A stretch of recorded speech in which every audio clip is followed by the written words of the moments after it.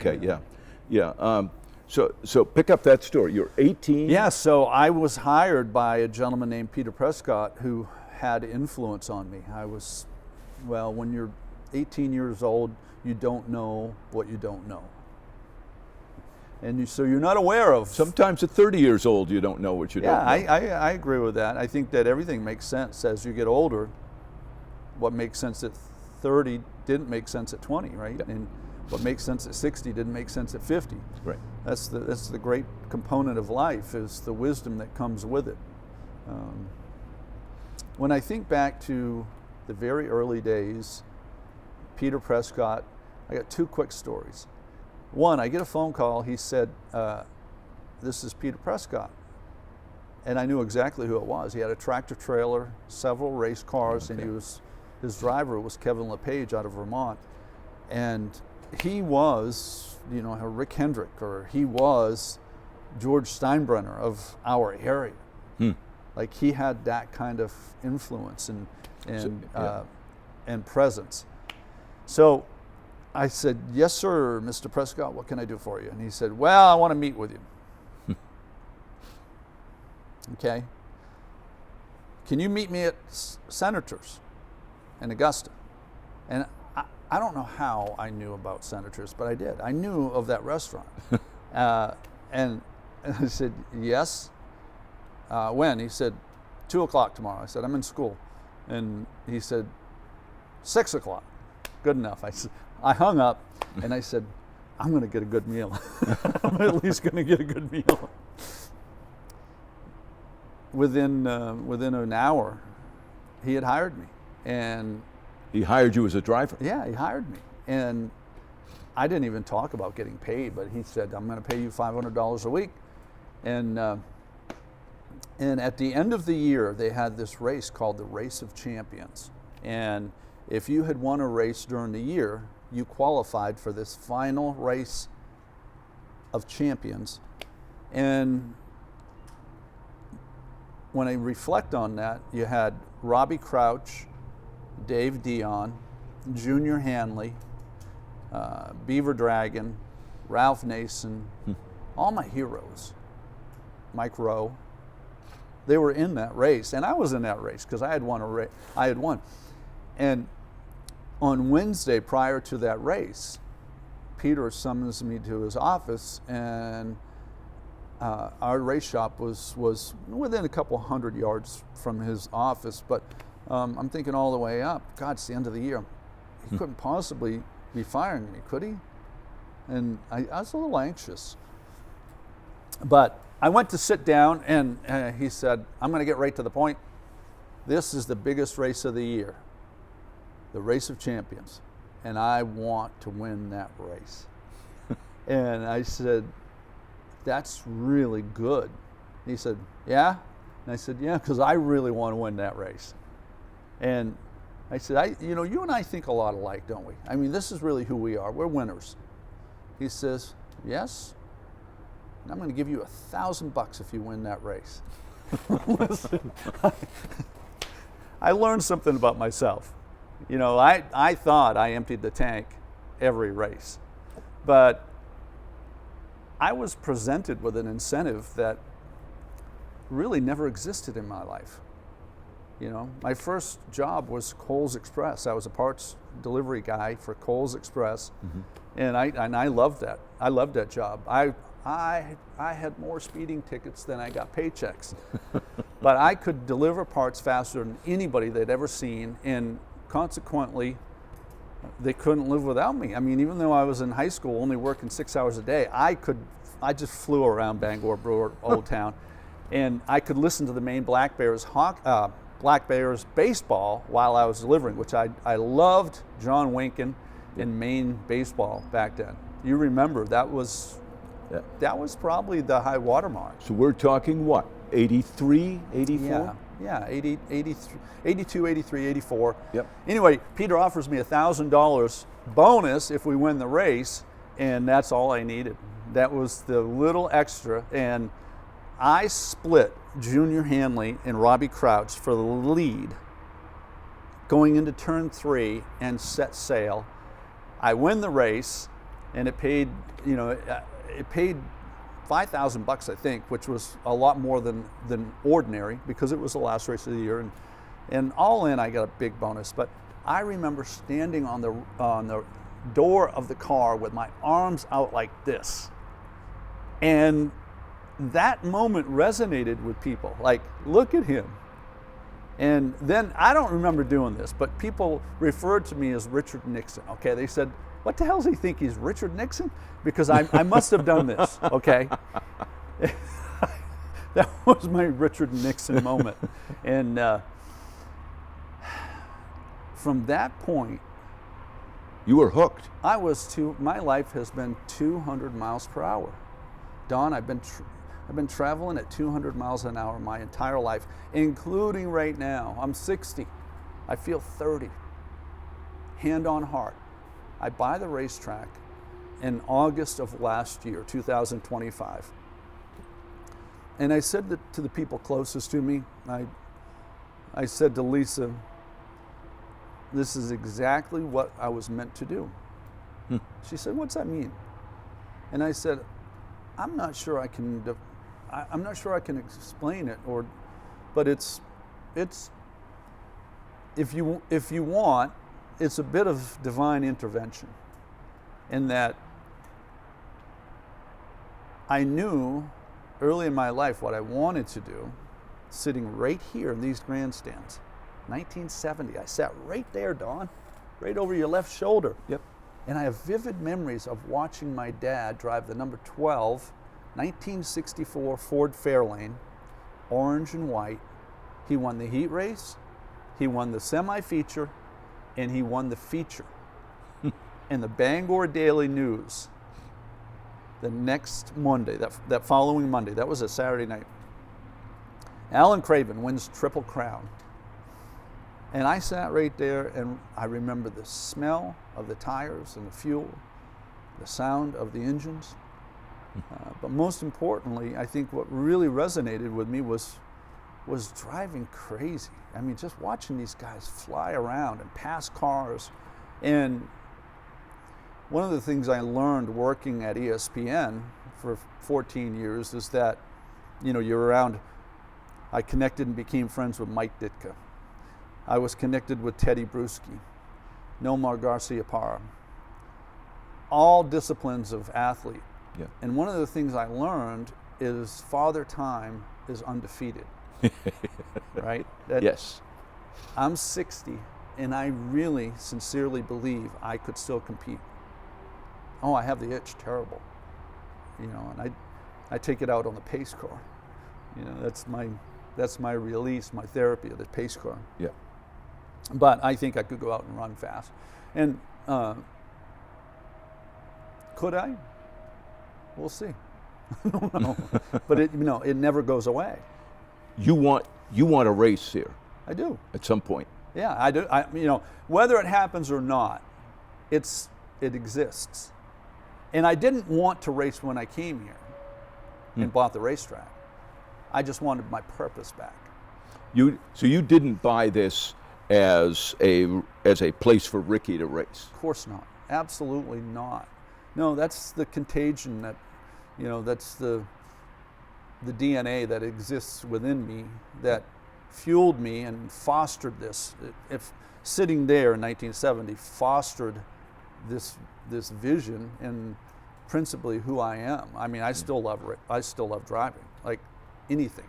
Yeah. So I would rather drive from Bangor, Maine to Charlotte, North Carolina than fly. I love driving. Yeah. I love driving, and I hate riding in the passenger seat. Well, I sympathize with that. I haven't been able to drive for 15 years because of my eyesight. Okay. And listen, you come to terms I'm your with man. it. You'll get me to Portland in 25 minutes. Yeah, I knew we connected for a reason. So remind me, you started driving in high school and racing at this track. Freshman at Unity Raceway. At Unity, okay. And second race I entered, I won. And I remember, I have very clear memories of it as well. because I was a new driver, I had to start last, and I think I started 23 or 4, maybe 25th. I took a piece of every car I went by. I took a piece of Bob Young, Dwayne Seekins, Mike Harnish. I took a piece of Eddie Taylor, and Were they furious at you? well, yes, but here's how it went down. And I mean, all of these things, all these experiences in my life, they helped create who I am today at 60. Even going back to when I was 15 years old and racing against 30, 40, 50-year-old men. On that day, Bobby Allison was a guest. Ralph Nason had commissioned Bobby Allison, one of the greatest of all time, to come to, they were racing Pocono, Pennsylvania. And Bobby was an avid pilot. He had 28,000 hours left seat. Wow. And I got to know Bobby very, very well. In fact, he asked me to drive for him in the mid-90s. And Bobby Allison was a guest that night. And not that I needed any more inspiration or motivation, but I just wanted to win. I just wanted to win. Second race I ever ran, I drove the wheels off it and I bounced off every car I passed. So I win the race and I'm, yes. And I go into the pit area, the garage area, and Stan Meserve and my dad were the first to congratulate me. And then there was this whole procession of drivers coming to me. And they said, the first one, Eddie Taylor, good job, kid. Don't ever run me that way again. Okay? Here comes Bob Young, one of the nicest guys I had ever met in my life. Congratulations. You do that again, and I'm going to wall you. I'll fence you. And he looked at my dad and winked at him. And my dad was like, yeah. And Dwayne Seekins, I'm happy for you, but I'm not happy about the way you drove me. Mike Harnish, congratulations. You do it again, I'll bust your ass. He walks away. And I said, what the hell's wrong with these guys? And, you used them up. And I go, okay. It didn't take long. The next year I won 12 races. I would have won more. I ran 18 races, Don. I won 12 of them. Wow. I would have won more, but I still roughed a few guys up. And I remember one race I dominated. The caution came out with 2 laps to go. And Mike Harnish on the restart just wiped me out. I mean, it was as blatant as, I mean, there's absolutely no ambiguity to it. It was 100% took me out. And I came in and I threw my helmet down and Stan said, hey, you need to regain your composure. And going forward, if you think you're ever going to make it to NASCAR, you need to have skin like an alligator. And in that moment, I go, what? What in the hell does skin like an alligator have to do with anything? And he laughs and I laugh about that moment. But he just basically told me, you got to have thick skin. You've got to create this composure that protects you, that insulates you from the bad wolf. And you know, you're never too old to learn that, right? Like, right. You don't want the public to see that side of you, right? The side that exists inside the car. Now, ready? Let's fast forward. I'm inside the car, 135 degrees, 3.5 or 4 hours. Anybody that suggests we're not athletes, I trained with 3 sweatshirts on a treadmill at 12 degrees, 3 days a week. I was in a car 4 days a week. So there's no dispute. Our heart rate ranges from 135 to 165 beats a minute inside the car under horrible conditions. So I'm in the race car. I'm teammates with Jeff Gordon, who I've been friends with for 40 years. Part of the reason I transitioned to Hendrick Motorsports was my teammate, Jeff Gordon. And we brokered a deal before the qualifying races of the Daytona 500. He actually created the conversation with Terry and I. Let's get lined up, let's draft to the front, and then we'll settle it amongst us.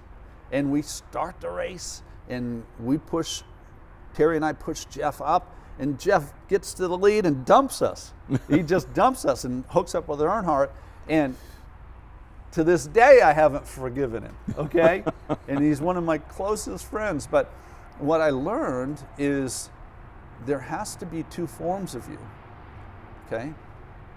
The original form, which, my mom and dad created, with the grace of God, this original form who sincerely loves people. I really care for people.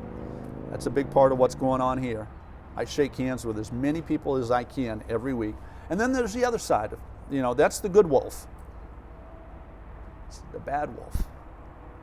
The bad wolf exists in all of us. Yep. And you know which one prevails? The one we feed.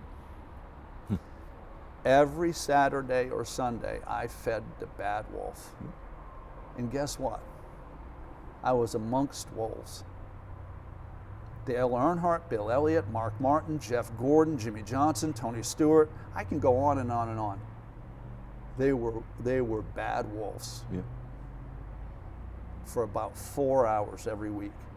And had to be, right? And had to be. And I had to toughen up to survive, because I had won at every level I ever entered in my life. Mm-hmm. I won at 5 NASCAR divisions. Yeah. I'm one of a handful of drivers to win in the top 3 divisions, but I hadn't won at the Cup level. I hadn't won at the highest level. How old were you when you got to that top level? I was 26, I believe, in 1995. That makes sense. Yeah. And Jeff Gordon was young. Jeff Gordon was probably among the youngest stars of NASCAR. Right. And listen, 28 was young to be a rookie. And I was somewhere in that. So I would have been 28 or 28.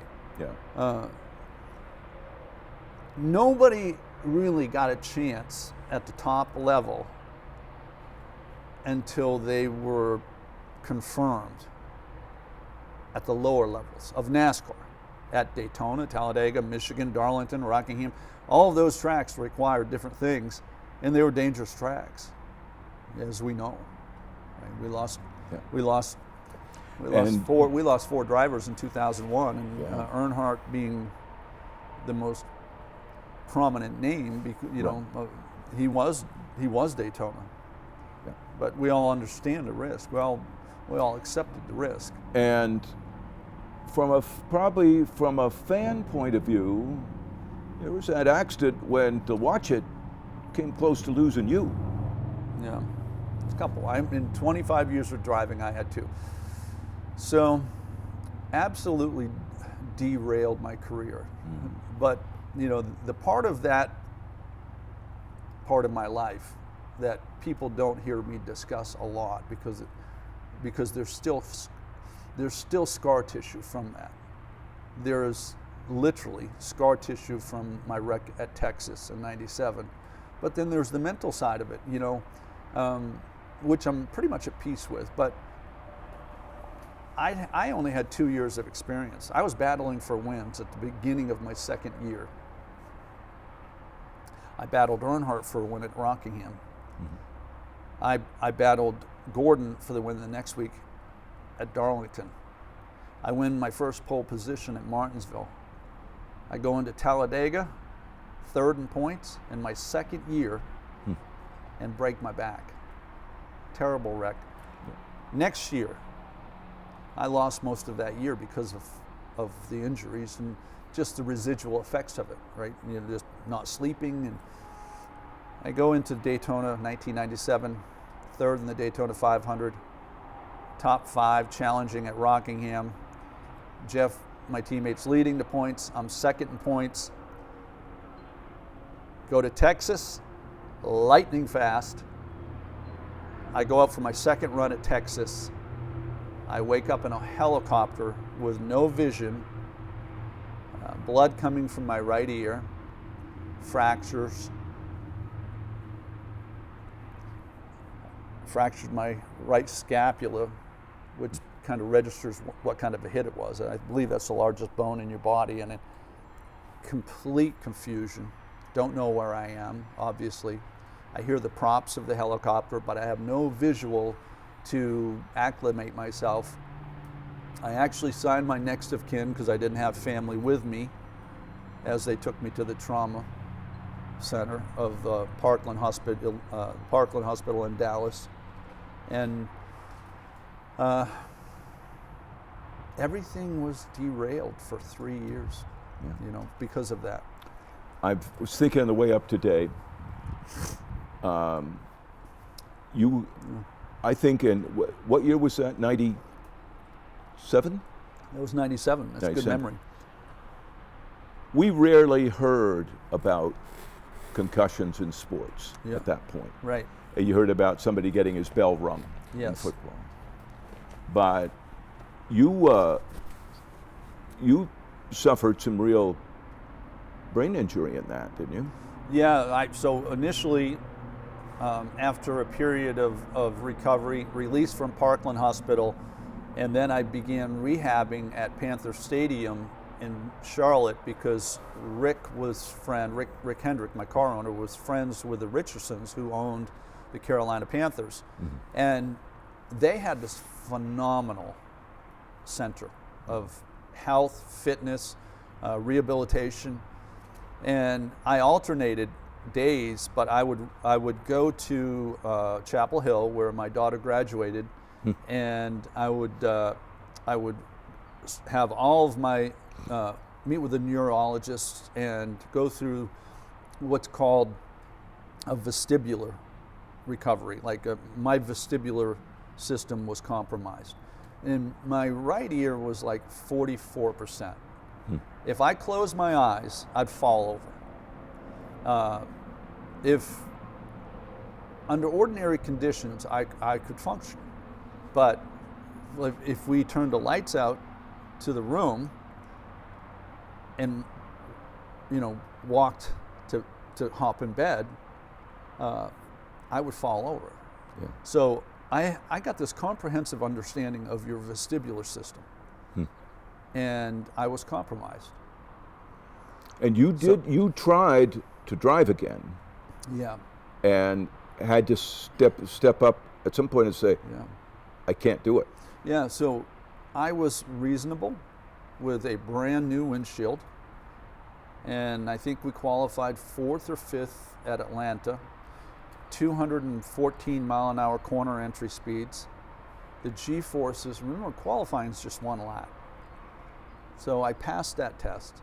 When I got in the race, the G-forces, that was ugly. The windshield got dirty. I lost some of that function, right? Because your vision is a significant part of your vestibular. That's when it all kind of went downhill, and that's when I engaged again with Dr. Petty, Dr. Tawney, and I was sort of a staple of UNC Hospital, Chapel Hill. Wow. The rehab with one of my favorite people at the time. He was Dr. I'm 60. And he was Dr. Schufert. And I trained at Panther Stadium 3 times a day. 4 months later, they sign off, and I'm back. I'm back, baby. I am back.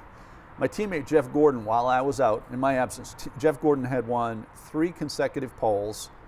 He's on the pole for his 4th consecutive race, and I was, if not the last car out, among the last couple of cars to go.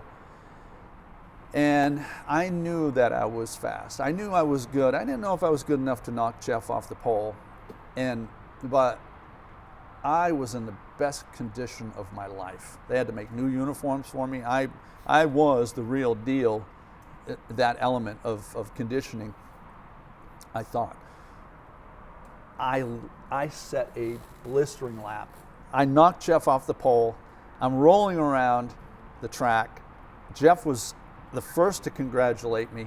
And I remember, Don, I remember thinking that night, after celebrating with my team, I am going to wear them out Sunday. I am the best version of me. I am absolutely at my best because of everything I have gone through. And they throw the green flag, and I jump out in front of Jeff, and I lead the first 20 laps. He wrestled the lead from me, gave me a little bump, and I said, okay, bad wolf. I'm okay with that. I slap him a little bit, drive by him, I lead again. 300 lap race. By lap 75, I'm done. Wow. I am done. Oh my God, I was wiped out. And I hung on for like a 13th, 14th place finish. I mean, I was so devastated. And I knew halfway through the race what had happened. I had rehabilitated and trained in air conditioning and never thought twice about it. I had a trainer, a personal trainer, his name was Colombo, and he was a former football player, and he pushed me so hard. Early on, I was vomiting in the trash can. Now, he pushed me and pushed me, and I was eating fish, chicken, and steak. That was my diet, primarily. I had built so much muscle. I was ready to take on the world. But I had forgotten about the elements of the race car. 135 to 145 degrees. Yeah. And it zaps you. I mean, it's an effect that is very difficult to prepare for. And that's when I began training outside on a treadmill with 3 sweatshirts to replicate that condition. Did you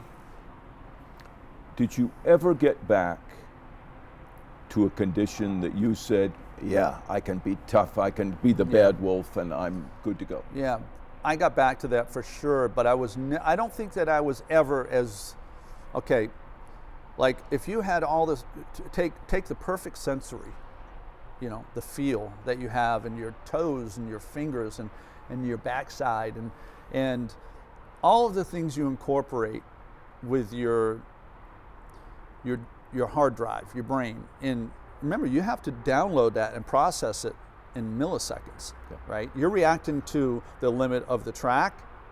You're instantly compressing and evaluating the limit of your car, which is changing almost every lap. And then, of course, your own limit. Like every driver has a limit. Yeah. You're better at this track than you are this track. Why am I getting beat on corner entry? And you're constantly evaluating and changing your line, your lane. I can tell you now that I would never admit to this during my driving career. I have admitted to it, with ESPN because I was free. I was free of the risk. But no, I don't think that. I think that I lost the edge because when I won Rookie of the Year, it wasn't losing your nerve. Not losing my nerve, which I lost briefly, because when you take a beating like I took at Texas, I sat at home watching NASCAR races with people in my car, with my team, with a headache so severe I had tears running down my face. And I only wanted to watch the race because how insecure I was. I didn't think I'd ever get to drive again. That's my damn car. That's the Bud car. That's my car with my guys. Yeah. And I hated the world. I hated the world. I had a terrible attitude for a period of time, and I'm still affected by that. That was a miserable time. Here's the other side of it. Now imagine you're a 15-year-old or a 4-year-old sitting here, and you say, I know exactly what I want to be in life. Without question, I know what I'm going to be. As crazy as it seemed to everybody else, it was materializing all along the way. I win, I graduate. I win, I graduate. I win, I graduate. I never stayed in one place very long. I get to the crescendo of auto racing and my career, and I'm flirting with victory in my 32nd, 33rd, 34th, 35th race, and it all comes to an end. A 200-mile-an-hour impact in Dallas, Texas. This is how it's going to end. Some people, I'm sure, would have had their life ruined and never really been able to bounce back from that. Yeah, well, it's something I've learned in the last 5 years. So we're fast forwarding. But one thing I've learned about myself, when I think about retiring at 40, I had zero debt. I had a beautiful home in North Carolina, a beautiful home on Moosehead. As long as I didn't do anything silly, I'm fine for the rest of my life. Within 9 months, my doctor said, keep it up, you're headed toward depression. I went to him 4 times. He took vials of blood. He said, there's nothing wrong with you. I said, I'm not sleeping. I'm not sleeping. Sometimes my eyes get a little blurry. Like, I'm just not, I don't feel good. I'm tired all the time. He says, what are you doing? I'm not really doing anything. He goes, he knew me almost better than I knew myself. And he said, so you went from 200 miles an hour to 0. This is at 40. And I said, no. I mean, so taught the kids to fly fish. We're rafting, kayaking, canoeing, hiking. I mean, we had a great summer. He goes, no, what are you doing? You're an adrenaline junkie. You're unique. I have a lot of clients, a lot of patients. You're a little different than any of them. You absolutely process risk, evaluate it, and to some degree dismiss it. Not many people can do what you do. It's 200 miles an hour every 7 days and not think twice about it. He says, get back in the game. I said, I'm retired. This isn't a business for 40-year-olds. He goes, get in another game. By the grace of God. Oh my God, it's crazy. Within weeks, Jack Obringer calls me. What are you doing? I said, I'm on my way, baby. I'm on my way. He is, Jack Oakland is. Yeah, he was a senior vice president of production for ESPN. And I never considered it. I really hadn't. I considered a lot of things, but when I got there, and we rehearsed for 3 days, but when they said, we got our guy, and as you know, when you're live, you can't take it back. Right. You know what I mean? I mean, when you say it, it's gone. Different sort of adrenaline rush. Yes, but it was very comprehensive. Like I had to prepare. Like I had to prepare for driving a race car 4 hours in the Coke 600. I loved that preparation. That was how I sorted through the competition. My preparation was something I felt was an advantage. Was I as good as Jeff Gordon? I thought I was. You want to know the dirty little secret that I've never told anybody? I wasn't. I mean, I thought I was. Maybe in my best form before my injuries, I could match him because I beat him. But I needed to be back in the game, as my doctor told me, and ESPN, live television, the worldwide leader in sports. I had roughly 10 years of the only analyst, NASCAR analyst, the only motorsports guy on SportsCenter. And I loved that role. Everybody at ESPN that I worked with appreciated what I brought to the equation. I didn't mail it in. I just loved it. I mean, I didn't love it as much as I love driving race cars, but damn, it was a second calling. And and obviously you did well at it. I did. I mean, I'm proud of what those 15 years were. Yeah. I had a couple of years with And did you end that by your choice, by their choice? Yeah. Well, that was different than racing. I got to tell you, racing, almost nobody across the board gets a retirement party. Nobody. You time out. You get replaced. Yeah. I think it's that way in all major sports. Very few athletes get to choose their spot. Right. Only the elite, right? Yeah. So in television, we're in the midst of COVID. We're doing television from home. I was on the backside of a divorce that neither my wife or I expected. We got a little complacent, we got a little lazy, and next thing you know, here we are. So I'm home. I remember it. I'm home. I'm doing television from home with Fox. I'm literally turning on the camera and running around and sitting down. That's what we were doing. Yeah, you remember. It was a miserable time, wasn't it? Yeah. Because, I mean, but again, I learned. You were doing commentary on the Fox auto racing, running your own camera from home? Everything, right. Now, I'll tell you the dirty little secret also that people don't know. Because I think there was a period during the very worst of it where there was 2 weeks where nobody was working. Like, that was a period in our lives we do not want to replicate. Right. And I lived on a golf course, and I would hop on my golf cart and I would ride up to the country club, which was breaking rules, but you know, you could buy a big cold mug of beer and sit 20 feet away from your buddy and you could have a hell of a time. And that wasn't the best version of me, but it was what it was, and everything about life is a learning opportunity. And I had this epiphany drinking a cold mug of beer that if I'm not careful, my television career will end the same as my driving career. Dale Jr. or Kevin Harvick or Clint Boyer, somebody will replace you. That's the world we're in, by and large. And my goal was to retire at 40 as a driver. That was okay, but I didn't get to choose my spot necessarily. Yeah. I retired right in the middle of COVID.